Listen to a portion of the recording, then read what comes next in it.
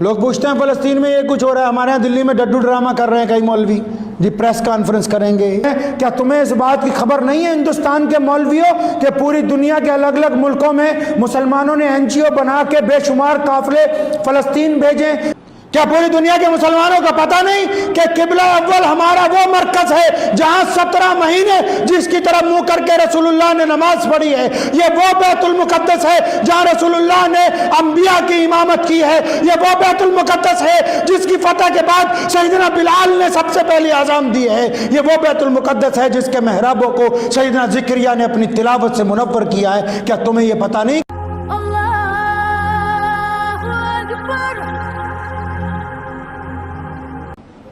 آج سوچتے ہیں کہ ارض فلسطین کے اوپر قبضہ کر لیں گے یہودی۔ یاد نہیں ہے کہ القدس کے بیٹے صلاح الدین ایوبی نے دوبارہ اپنی زندگی میں کر کے دکھایا۔ انگلستان کا بادشاہ، اس وقت انگلستان والے زیادہ بڑے گنڈے تھے، آج امریکہ والے گنڈے بنے ہوئے ہیں۔ اٹھاؤ تو فرانس کی تاریخ، یہ فرانس والے بار بار کیوں مسلمانوں کے خلاف بولتے ہیں؟ فرانس نے 5 دفعہ بیت المقدس میں حملہ کیا۔ فرانس کا بادشاہ 5 دفعہ 10 لاکھ فوجی لے کر بیت المقدس پر قبضہ کرنے کے لیے بڑھا۔ اٹھاؤ تاریخ، 5 دفعہ ان کو زمین دوست کیا گیا، 5 دفعہ ان کو ناکام لوٹایا گیا، 5 دفعہ ان کو مٹی میں ملا کر سلطان صلاح الدین ایوبی نے واپس بھیجا۔ اس لیے آج فرانس والوں کو تکلیف ہوتی ہے، وہ بار بار ہمارے خلاف بولتے ہیں۔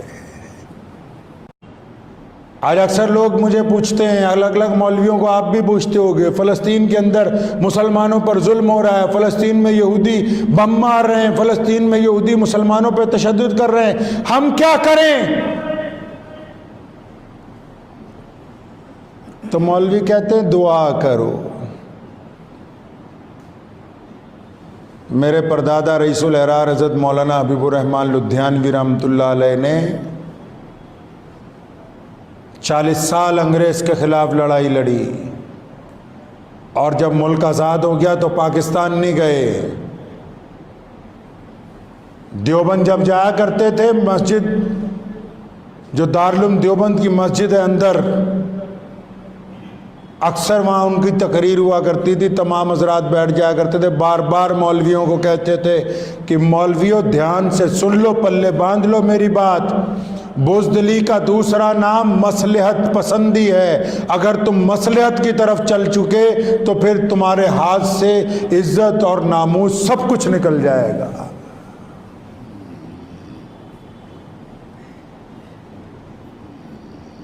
بیت المقدس یا بیت اللہ یا مسجد نبوی، کیا بیت اللہ کو ہاتھ لگانا بہت بڑی بات ہے؟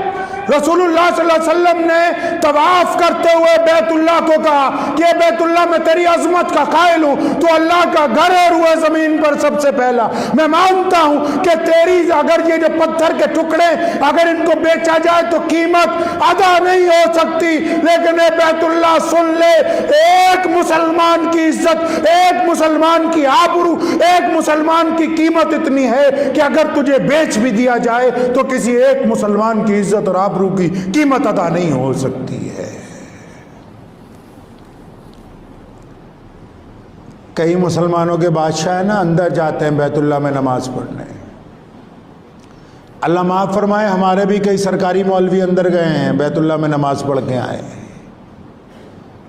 تو بیت اللہ کے اندر نماز پڑھنے کا مطلب کہ اللہ تم سے راضی ہو گیا ہے؟ مسجد نبوی میں حضور صلی اللہ علیہ وسلم کے روضہ مبارک کی جالیوں کے اندر جا کے سلام پیش کرنے سے کیا اس کا مطلب اللہ آپ سے راضی ہو گیا ہے؟ کتنے ایسے مسلمان بادشاہ ہیں جو بیت اللہ کے اندر گئے ہیں، کتنے ایسے مسلمان حکمران ہیں جو اب تک روضہ مبارک کی جالیوں کے اندر جا چکے ہیں، لیکن نہ ان کی اب تک کوئی دعا قبول ہوئی، نہ کوئی ان کا عزم مکمل ہوا۔ اور سلطان صلاح الدین ایوبی کو دیکھو، ساری زندگی ملک مصر سے لے کے فلسطین تک لڑتے ہوئے گزار دی، اور وہاں سے بیت اللہ کا فاصلہ 1500 کلومیٹر ہے، لیکن ساری زندگی وقت نہیں ملا بیت اللہ تک جانے کا، ساری زندگی وقت نہیں ملا دیا مدینہ منورہ میں حاضری کرنے کا، لیکن اللہ نے قبلہ اول کی آزادی صلاح الدین ایوبی کے ہاتھ لکھی تھی، اس کو عطا کی گئی ہے دولت۔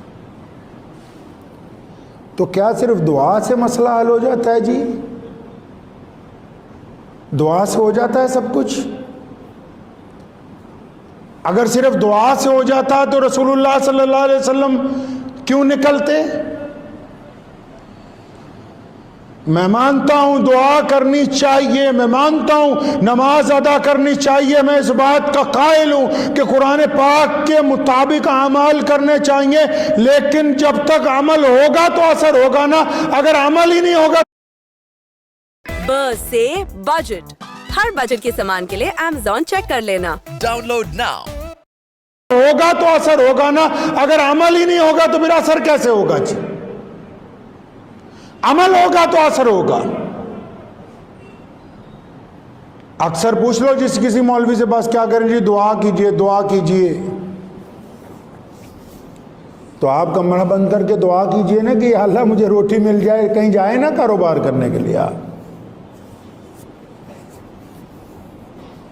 سفر نہ کیا کریں، بس دعا کریں اللہ مجھے دلی پہنچا دے، میں انگلینڈ جا کے سیٹ ہو جاؤں، میں امریکہ پہنچ جاؤں، دعا کرتے رہو، کہیں جانا نہیں، پاسپورٹ نہیں بنوانے کی ضرورت۔ دعاؤں کے ساتھ عمل کی ضرورت۔ اکثر ہندوستان کے مسلمان پوچھتے ہیں، فلسطین کے مسلمان پریشان حال ہیں، یہ ان کا جذبہ ہے کہ یہ پوچھتے ہیں۔ ایک بات یاد رکھنا، آج روئے زمین پر صرف مسلمان وہ ہیں جن کے عزائم کے ساتھ اللہ کی مدد ہے اور یہ کبھی شکست نہیں کھاتے۔ اگر کہیں یہ دیکھو کہ مسلمانوں کو شکست ہوئی ہے تو دو لوگ اس کے ذمہ دار ہوں گے، ایک مسلمانوں کا لیڈر، دوسرا مسلمانوں کا مولوی، تیسرا نہیں۔ لوگ پوچھتے ہیں فلسطین میں یہ کچھ ہو رہا ہے، ہمارے ہاں دلی میں ڈڈو ڈرامہ کر رہے ہیں کئی مولوی جی، پریس کانفرنس کریں گے، کئی لوگوں کا فون آتا ہے جلوس نکالیں۔ ابو جہل نے اسلام کے خلاف اتنی مرتبہ زہر افشانی کی تو کیا اس کے خلاف جلوس نکال کے مسئلہ حل ہو جائے گا؟ مسئلہ یہ ہے کہ ہم کیا کریں۔ آپ جہاں پر ہیں وہاں رہ کر کیا کر سکتے ہیں؟ پہلا کام تو یہ کہ آپ دعا کر سکتے ہیں، مان لیا جی دعا کر سکتے ہیں، دعا کرنی بھی چاہیے۔ دوسرا، کیا آپ کو نہیں پتا جو مظلوم ہو قرآن نے کہا ہے کہ ان کی مدد کرو، رسول اللہ نے کہا ہے ان کی مدد کرو، اور آج 2021 میں پوچھتے ہو کیا کریں؟ کیا تمہیں نہیں پتا کہ فلسطین کے جو مسلمان ہیں وہ معاشی طور پر کمزور ہیں، اقتصادی طور پر کمزور ہیں؟ کیا تمہیں اس بات کی خبر نہیں ہے ہندوستان کے مولویوں کہ پوری دنیا کے الگ الگ ملکوں میں مسلمانوں نے NGO بنا کے بے شمار قافلے فلسطین بھیجیں، جو دوائیاں لے کر جا رہے ہیں، جو کپڑے لے کے جا رہے ہیں، جو ساز و سامان لے کے جا رہے ہیں، اس لیے کہ ان زخمیوں کی مدد ہو سکے جو پریشان حال ہیں، جو گری ہوئی عمارتوں کو بنانے کے لیے جا رہے ہیں؟ کیا تم نے صرف دعا ہی کرنی ہے اور کچھ نہیں کرنا ہے؟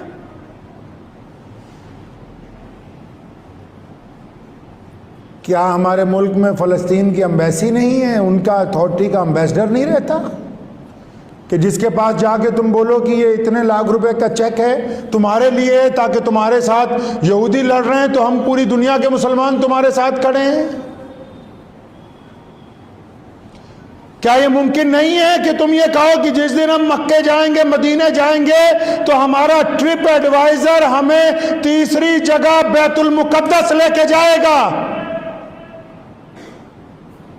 کیا پوری دنیا کے مسلمانوں کا پتہ نہیں کہ قبلہ اول ہمارا وہ مرکز ہے جہاں 17 مہینے جس کی طرف منہ کر کے رسول اللہ نے نماز پڑھی ہے؟ یہ وہ بیت المقدس ہے جہاں رسول اللہ نے انبیاء کی امامت کی ہے۔